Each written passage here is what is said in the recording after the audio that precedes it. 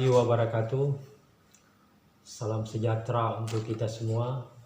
Bahwa podcast ini akan berlangsung setiap hari Minggu yang kita sebut dengan info session. Untuk hari ini masih spesifik soal pengenalan siapa dua siswa dari kajian ini yang sedang menjalani magang di Anindaloka Bintaro, Jakarta Selatan. Mereka adalah siswa SMA dari SMA 18 Bulukumba dan SMA 13 Bulukumba.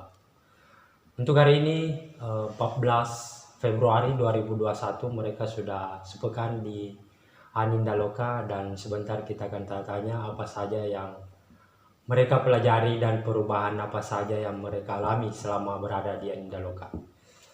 Baik, langsung saja kita tanya-tanya ke mereka.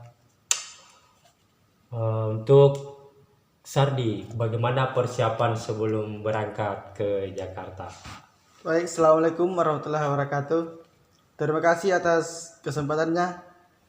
Persiapan sebelum berangkat ke Jakarta, alhamdulillah luar biasa. Mulai dari kemas-kemas pakaian sampai pemesanan tiket.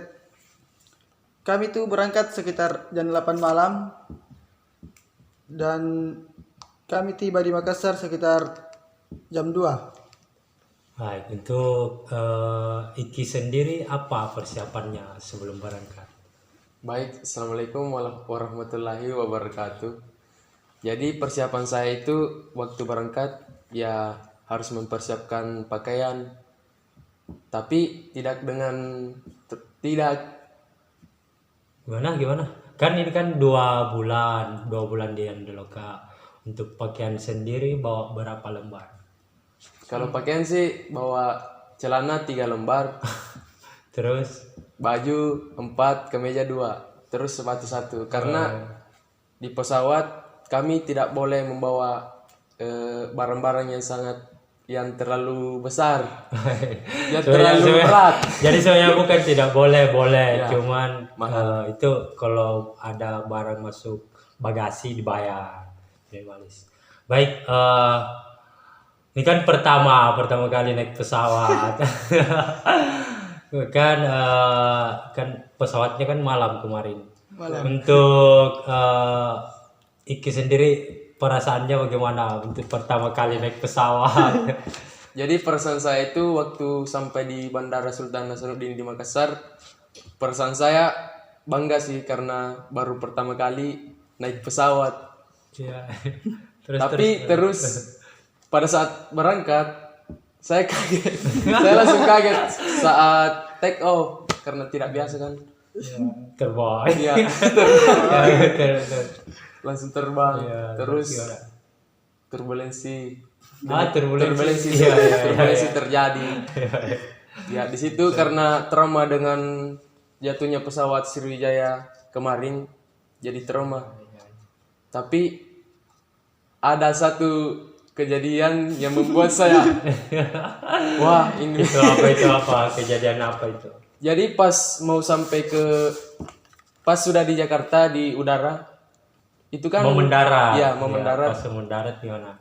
Aku kan melihat di jendela, sudah melihat bagaimana daerah Jakarta. Iya. Terus bandara juga sudah kelihatan. Ya, terus ya. Jadi pada saat mau mendarat, tiba-tiba pesawatnya naik lagi.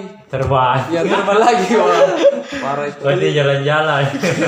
Jadi kami putar-putar di Jalan-jalan atas lagi. di atas bandara Baik. Soekarno-Hatta Untuk karena cuaca juga buruk. ya. Jadi untuk Sardi sendiri karena termasuk saya kita dari daerah kemudian persatu naik pesawat di mana waktu kita masih kecil kalau mendengar suara pesawat itu biasa bahkan uji ampun lari keluar karena mendengar pesawat. Tapi sekarang mungkin setelah ada rasanya begini yang dulunya cuma mungkin suaranya yang didengar dilihat setinggi langit misalnya, tapi sudah merasakan terbang naik pesawat. Bagaimana perasaannya?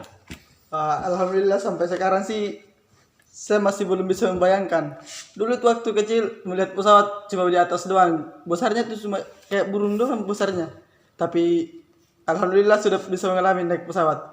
Dan waktu mau take off itu aduh kaget. Maklumlah pertama kali. Baik, paham. Jadi kira-kira kalau pulang nanti tanggal 2 April, apakah sudah bisa pulang berdua tanpa Bisa lah, didampingi? bisa. Bisa lah Ya bisa. baik. Minimal sudah paham bagaimana cara check-in, packing bagasi, itu yang penting. Baik, selanjutnya setelah sampai di Andaloka, eh, kalian tiba jam berapa di Andaloka? Tibanya jam 2 malam, jam 1 malam. Satu malam. Kami tiba di Anindaloka, Jakarta, Bintaro. Terus selama 1 minggu ini, karena di rencana pembelajaran kita sebenarnya masih orientasi untuk 1 minggu itu. Kasih. Untuk 1 minggu terakhir, maksudnya selama 1 minggu di Andaloka, perubahan pertama kedisiplinannya bagaimana untuk Suwardi? Kalau kedisiplinannya itu di sini sangat dijaga dengan ketat, terutama itu kedisiplinan waktunya. Kita harus benar-benar bisa mengatur waktu. Cuma itu sih. Baik, kalau Iki kemarin kan bukan kemarin, maksudnya selama di kampung rutinitas itu kan yang saya tahu paling mungkin kalau siang kerja, kemudian jam 5 cari teman nongkrong, pas sampai di Anindaloka ruang kantor, kamar, WC. itu bagaimana perasaannya menurut kamu sendiri dengan rutinitas seperti itu bagaimana? Ya, jadi perasaan saya dengan sampainya di Anindaloka itu, kedisiplinan memang benar-benar saya rasakan bahwa di kampung dan di kota itu beda, di kota Jakarta. Terutama pada kebersihan dan jam tidur. Kalau di kampung itu jam tidur saya Pagi. bukan jam 1 malam, jam 8 malam, terus bangunnya jam 7. Biasanya jam 10 bahkan. Terus sampai di sini tidurnya cuman 4 jam. Ya, Tidur jam 1, bangun jam 5. Ya, Karena kami harus membersihkan juga kalau pagi. itu ya, jadi berusaha lebih banyak, menunggu hasil lebih banyak juga istilahnya.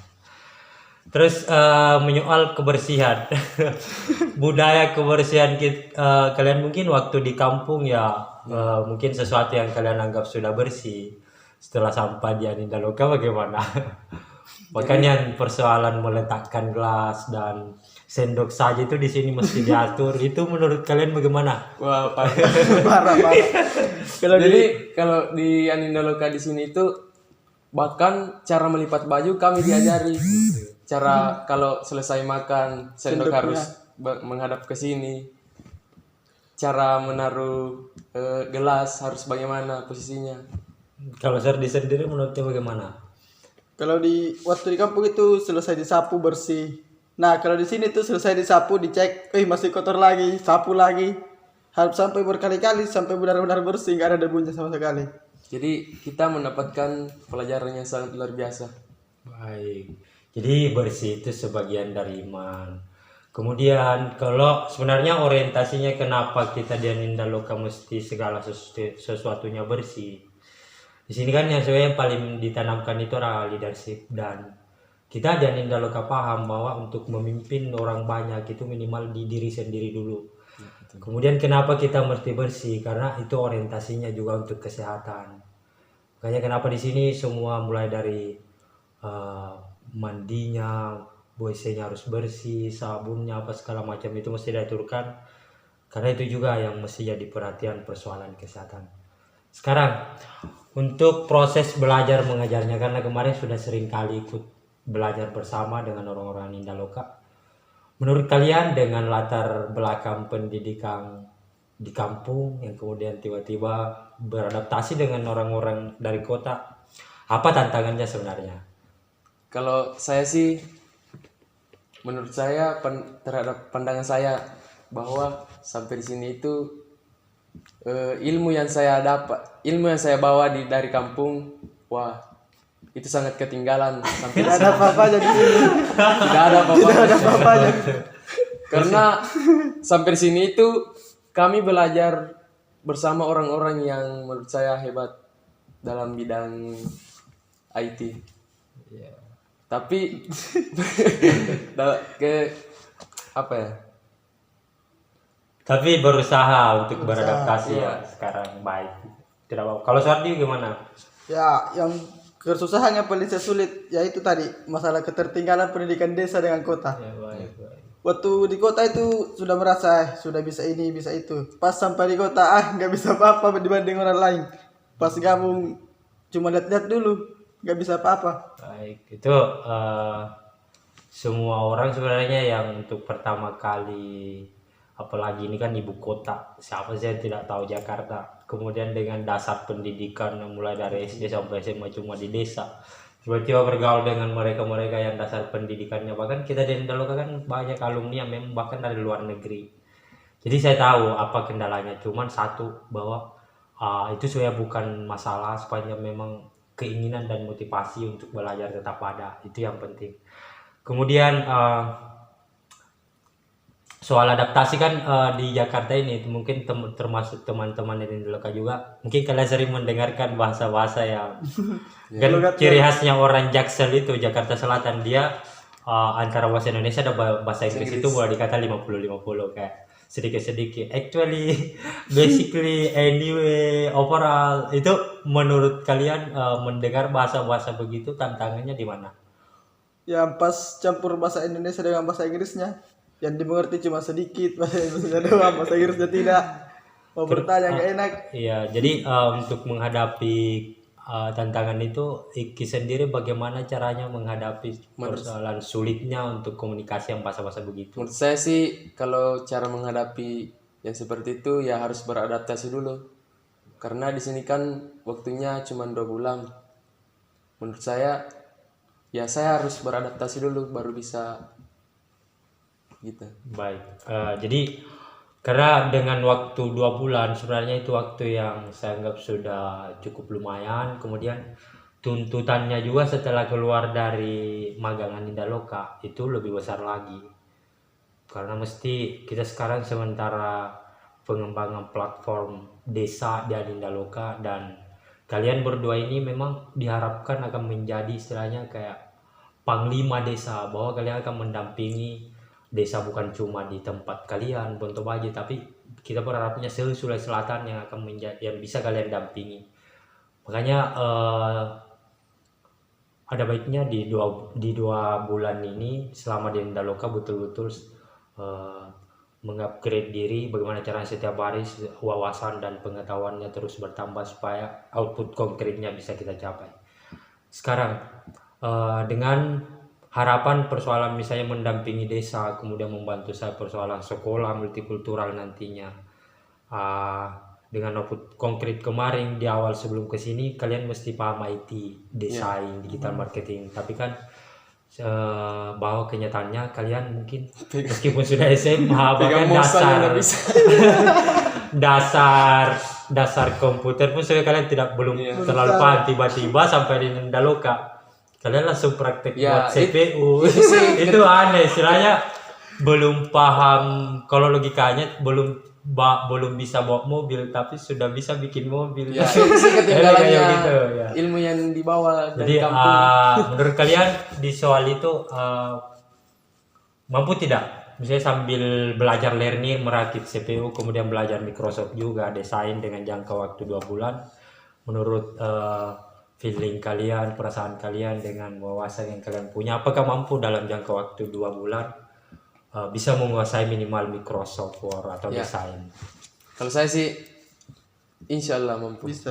Bisa. Walaupun waktunya nggak terlalu lama, tapi Bismillah bisa. Baik. Jadi karena meskipun kita sebenarnya berada di tengah kota, tapi saya juga belum bawa keluar untuk jalan-jalan melihat Jakarta itu sebenarnya bagaimana. Apakah itu menjadi sesuatu yang kalian sesalkan atau bagaimana? Enggak pernah menyesalkan. Karena tujuan utama kami kesini itu belajar, bukan untuk jalan-jalan. Sekarang juga kan masih PSBB di Jakarta ini, jadi belum bisa keluar-keluar. Jadi memang sebenarnya kita belum ajak kalian dulu jalan-jalan keluar, bahwa karena memang ada tujuan utama. Tapi untuk jalan-jalannya ke Jakarta, saya sudah jadwalkan 2 minggu sebelum pulang kita akan keliling seluruh tempat di Jakarta. Kalau perlu nanti tidur di Tamrin City. Baik, sekarang dengan kendala yang kalian hadapi, kemudian kita coba menerawang bagaimana tantangan ke depannya dengan melihat kemampuan-kemampuan orang-orang yang dari kota misalnya. Kita orang desa dengan wawasan dan pengetahuan yang kalian anggap cuma begini. Menurut kalian apakah mampu bersaing baik itu di level nasional maupun daerah? Kalau menurut saya, kalau selagi kita mau berusaha dan terus belajar, saya yakin pasti bisa untuk bersaing dengan orang-orang kota. Dan satu yang perlu harus kita tingkatkan itu jejaring kita di luar sana. Kita harus bisa mempunyai orang-orang yang kita kenal di luar. Menurut Iki sendiri, apa sih fungsinya jejaring atau relasi, seberapa pentingkah banyak kenal sama orang? Iya, karena saya mengingat bukan prinsip sih, tapi kata-kata dari Khairul Tanjung, bahwasanya kunci kesuksesan itu ada dua, yaitu yang pertama jaringan atau relasi, dan yang kedua adalah kepercayaan. Dan itu prinsip yang saya pegang, bahwasanya kalau mau sukses ya harus perbanyak relasi dan menjaga kepercayaan. Baik. Kayaknya untuk podcast hari minggu pertama ini saya kira cukup dulu karena memang kita masih perkenalan. Tapi minggu berikutnya teman-teman mereka akan berbagi apa saja yang mereka pelajari, apa itu learning, apa itu Anindaloka, apa itu Bumi Bahagia. Bahkan kalau perlu mereka sudah bisa memberikan tutorial misalnya cara merakit CPU dan bagaimana caranya memecahkan masalah di desa dan lingkungan sekitar. Jadi untuk hari ini sebagai penutup saya ingin mendengarkan dari Iki dulu kesan dan pesannya. Yang pertama untuk sekolahnya, kemudian untuk orang tuanya dan juga kepada teman-temannya yang ada di kampungnya. Ya, kalau kesan dari orang tua, sekolah dan teman-teman itu pastinya mendukung sih. Tapi Bukan maksudnya gini, kalian yang sementara magang dan Indaloka ini, apa yang ingin kalian sampaikan kepada teman-teman kalian di sekolah dengan tantangan yang kalian hadapi? Bahwa karena saya tahu kalian ternyata baru sadar, oh ternyata orang-orang di kota pengetahuannya sudah sehebat ini, kemudian kita di desa, di kampung masih begini. Untuk itu apa yang kalian ingin sampaikan kepada temannya di sekolah, kepada orang tuanya yang mungkin dia khawatir apa yang kalian lakukan di sini, dan juga kepada teman-temanmu yang mungkin dia sementara masih berada dalam zona-zona nyamannya, gitu maksudnya. Silakan. jadi yang saya ingin sampaikan kepada Betul. ya, yang saya ingin sampaikan kepada teman-teman sekolah dan orang tua itu bahwa saya di sini belajar untuk mengabdi kepada kalian semua. Terutama pada orang tua, harus membahagiakan orang tua, bahkan membahagiakan bangsa dan negara. Baik. Soal ini sebelum saya ke Sardi, karena beberapa hari, sekitar 2 hari setelah sampai di sini, kita mendengar beberapa persepsi dari masyarakat bahwa apa yang kita lakukan ini katanya salah. Iya. Menurut Ikis pribadi, bagaimana tanggapannya dengan persepsi tersebut? Menurut saya yang mengatakan bahwa apa yang kami lakukan itu salah, menurut saya sih mereka itu iri dengan kami. Karena begitu kan orang-orang yang mengkritik orang lain tanpa bisa bercermin dengan apa yang ada dalam dirinya. Menurut saya sih itu masuk iri. Baik. Kalau Sardi sendiri apa yang ingin disampaikan untuk teman-temannya di sekolah, untuk orang tuanya, dan juga untuk teman-teman gamenya, apa sih namanya, teman mabarnya selama ini? Baik, untuk teman-teman sekolah saya, terutama teman kelas saya harap kalian jangan pernah merasa cukup dengan apa yang kalian ketahui. Teruslah belajar, karena saya yakin suatu hari nanti kalian bakal meninggalkan Sulawesi untuk menempuh pendidikan, dan saya harap mulai dari sekarang belajarlah dengan giat. Dan untuk orang tua saya, terima kasih karena kalian saya bisa sampai seperti ini sekarang, saya harap kalian tetap sehat di rumah.